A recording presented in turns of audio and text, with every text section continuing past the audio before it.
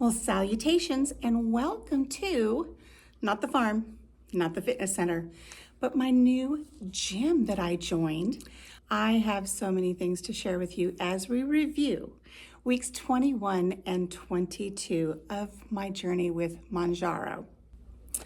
First and foremost, yes, I am coming to you from a brand new gym because as I'm losing weight and as I was working out at the Family Fitness Center, I decided after some really great feedback from some of my subscribers and friends that I really needed to work on my form as I was training to build muscle mass as I lose fat while I'm on this journey. So that's one of the non-scale victories we will be discussing as we move forward in this video to review weeks 21 and 22. Now, since this is a series about being on Mounjaro, with the primary focus being controlling my type 2 diabetes, let's look into some of the numbers there. My numbers since titrating up to 7.5 have been great. I am doing really, really well. Many times staying in the 80s, the 90s, the 100s. I can eat a meal and maybe go up to 120. It's very, very rare that I go out of my range. I'm usually 100% within my range on my glucose monitor. I've had no issues with my blood glucose. Now, I have not had my A1C checked since the last time I went to go see my diabetic specialist. That time it was 6.1. You know that I have gone to Walmart and had it tested there. And prior to seeing my specialist, 6 weeks prior, it was about 5.8. And according to my glucose monitor, it did say about 6.1. But now it is saying 5.8, 5.9. I'm keeping those sugars nice and low and steady, no spikes. I'm really happy with what the Mounjaro has done for my blood glucose. Now, to be fair, I did share with you that when I went to see the doctor, since I titrated up to the 7.5, I have been taken off of the metformin, which is wonderful, but I'm still on the Jardiance 25 milligrams once a day. So I'm still taking that. So my type 2 diabetes management is going very well so far on this journey. Let's see, May 15th to June, July, August, September, October, 5 months on the shot, doing really, really well. So what are the numbers on the scale saying since I started on Mounjaro? Well, you know, it's not bad. I'm doing pretty darn good. According to my little paper here for reference, I am at about 28.9 pounds loss ever since starting the Mounjaro. So creeping up to that 30 mark, so close. And I'm also really close to, one of my big victories that I always count for myself is when that scale gets to that line where it's about ready to go down into another range of numbers. I'm so close to getting there, I can almost taste it.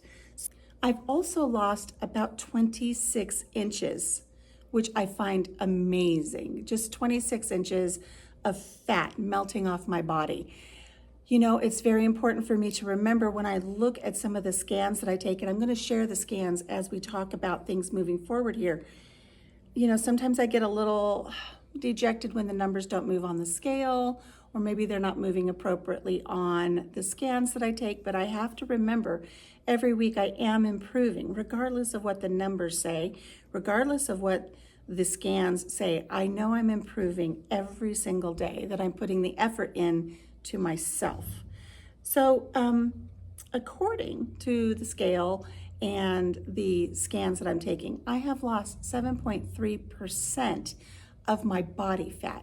Now, I've heard some feedback that maybe the scales and the scans aren't completely accurate about really digging down about what your actual body fat is. And I'll grant that. I'll grant that. I know it's not completely scientific, but it's a tool. And it does help me see that I am going in the right direction, whether it's 100% accurate or not. I love seeing that I am indeed going in that right direction. So 7.3% in my body fat has lowered. I'm going to put some really great graphics up to show you from the scans that I've taken that show you just how much I've lost in body fat. It's really starting to show. All of my non-scale victories this week are brought to you by the letter P.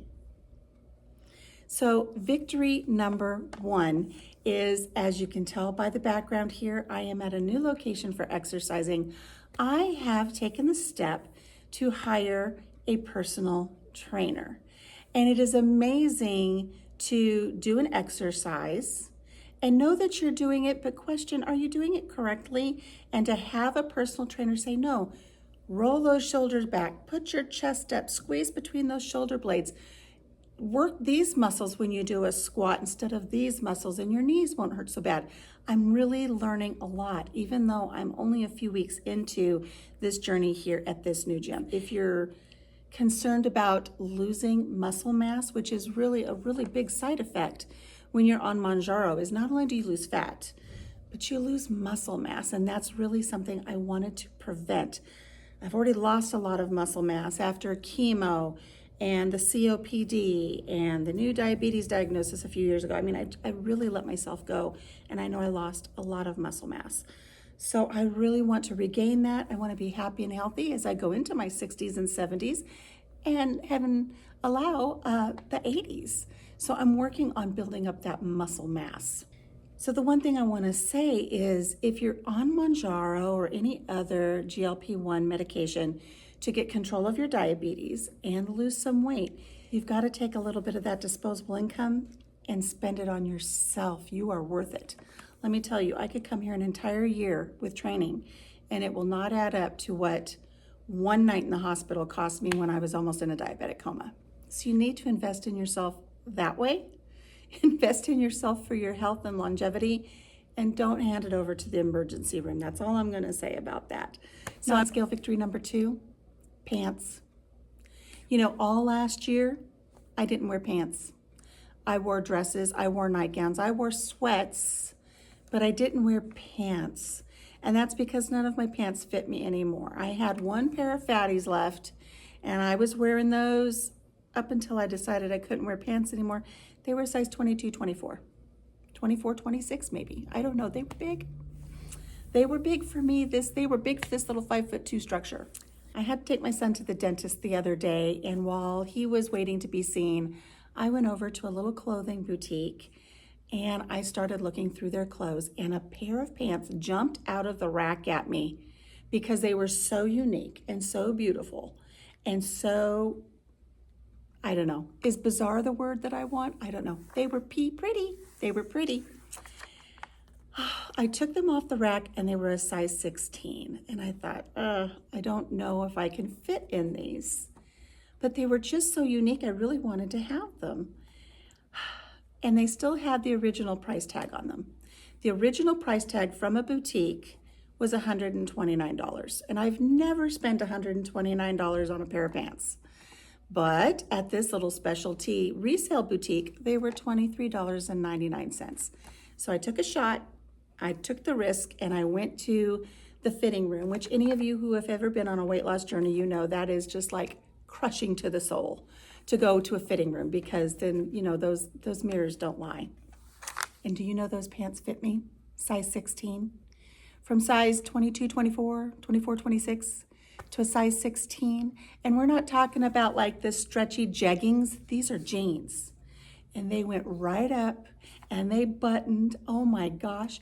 And I got a couple pairs of really cute boots to go with them and a really cute peasant blouse to wear with it, because I have an occasion that I'm going to wear these brand new pants to, these brand new beautiful jeans, because they look like they're straight out of the 70s.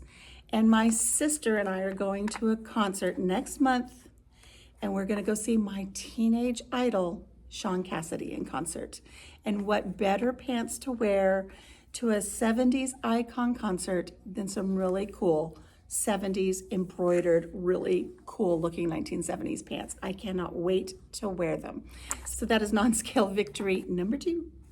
Non-scale victory number 3 is I'm going on a plane. After the concert, my sister will be dropping me off at the airport and I'm boarding a plane. And one of the non-scale victories I had set for myself many moons ago was I wanted to avoid the embarrassment of getting on a plane and have to get the attention of the flight attendant and say, can I get a seatbelt extender? Because I cannot fasten my seatbelt. It's mortifying. I learned after about the third flight a few years ago, just ask as soon as you get on the plane. Don't even call them to your attention. Just when you get on the plane and you know they're greeting you as you step on the plane, just say, I need a seatbelt extender. And if you need it, great. If you don't, as they walk by, you can hand it to them and say, I didn't need it. But 3 out of 4 flights, the last time I flew, I needed that seatbelt extender and I hated it. I absolutely hated it. And I swore to myself, I'm going to get to a point where I don't need that seatbelt extender. Well, I have done well enough with my weight loss and the inches and getting in shape. I'm going to claim this victory before it even happens. I'm going to claim the victory, the non-scale victory that starts with a P, that I'm going on a plane and I'm not going to use a seatbelt extender. I love that some of you even say, I don't know what that is. It's an extra length of seatbelt that you can attach so that you've got enough to go around your girth. I'm not going to need one this time. I'm not. I'm going to claim it. So stay tuned. Make sure you come back so I can update you after I take my trip and tell you whether I needed it or not. Say it with me. I'm not going to need the seatbelt extender. I'm so excited to do that. So that is my non-scale victory number 3. I'm going on a plane and I'm not going to need that. Non-scale victory number 4 is my posture. Now, you know, I spent a lot of time sick and hunched over in a chair and watching my life just slip away from me. And I also crochet, so I'm hunched over when I crochet. If I'm on my laptop and I've got my laptop in my lap, I'm hunched over my laptop. So I know that my posture has suffered. And one of the ways I even acknowledged this before it was brought to my attention is in the last couple of years, when I go in for a CT scan or an MRI, I cannot lay flat on the table. I can't. I go to lay back and I just can't. I've got this big hump in the back of my neck and I can't lay flat. And so I start laying down and I tell the nurses I need a pillow, I need extra pillows, I need you to put my legs up. I can't lay flat. I even have a bed that has, you know, the little button you push and the head goes up because I can't lay flat. So I had noticed this. I know it's been a problem. And I started taking the scans and I kind of noticed, you know, as I stood there for the scan, I stood there like a caveman, just kind of slouched over, knuckles dragging on the ground. But so I started working on correcting it, trying to make the effort to stand up taller. And then when I was doing my kettlebell challenge, I started getting comments from some of you, especially my friend over at Grace and Fire. And she said, wow, since you've been losing weight and working out, you can really see a difference in your posture. So that's my P is the posture, because I'm really seeing a difference. And I thought, yeah, I'm starting to feel a difference. I'm starting to be more conscious of standing up straighter, pulling those shoulders back and trying to pin those, you know, your little wings back there, your scapulae, my shoulder blades, trying to pin those back and stand up taller. And working with the personal trainer, that is one thing he's noticed. He's like, you've got some real issues with your posture, not just your hips, but your spine up here. You know, my hips tilt in funny and my neck's funny, and we're going to work on that. So he's working on that with me. But I did my scan analysis this morning, and I'm going to put those up for you. So look at the difference. You are going to be amazed at the difference. I can't believe it. Right here, I'm going to put a scan of the very first scan that I did with this ZozoFit. And again, it may not be 100% accurate, but you can certainly see the difference. Look at my posture here. And now look at my posture from today. I'm not going to flip back and forth. I'm going to put the first one up. Now you've got this second one here. Now I'm going to put them side by side, both of them right here. Look at the difference in my posture. Can you believe it? You know, if I didn't work on this now, as I'm approaching 60, I am going to be one of those little old ladies that are so hunched over that they can't even stand up when they're in their 60s and 70s and 80s. They're so completely rounded over and hunched, they won't be able to stand up. And I don't want that. So the positive, The non-scale victory, number 4, my goodness, is my posture. And it is something that I'm going to continue working on here at the gym with my personal trainer as I fit into my pants. What was the other one? Pants, posture, plain, personal trainer. Look at all these P's. They're so wonderful. I wonder in my next video series coming up as I go through this Mounjaro weight loss journey and health journey, I wonder what other non-scale victories I will have that we can assign a letter to. All right, friends, that's pretty much it. I think I've got everything here on my notes that I can share with you. I'm going to go ahead and sign off for today. I'm going to hit the gym. I have lat pull downs, skull crushers, lat pulls, my chest pulls that I'm going to do, and crunches. So I'm going to get with it. I'm going to go warm up on the elliptical and then get my weight training out of the way for today. And then I'm going to have a really nice salad for lunch. And then, shh, don't tell my husband, but I'm going to hit the thrift stores. All right, guys, thank you so much for joining me. I will see you next time here on the channel.